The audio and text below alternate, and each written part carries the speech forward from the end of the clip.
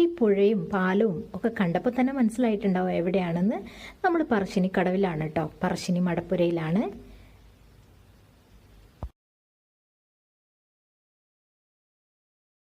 നമ്മൾ രാവിലെ വന്ന് തൊഴുതു, മുത്തപ്പനെയൊക്കെ കണ്ടു, വെള്ളാട്ടമൊക്കെ കണ്ടു.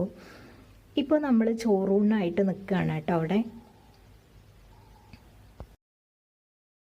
പുലർച്ചെ 4 മണിക്ക് തുറന്നിട്ട് 12 മണി വരെ ഇവിടേക്കുള്ള പ്രവേശന കവാടം ഓപ്പൺ ആയിരിക്കും കേട്ടോ.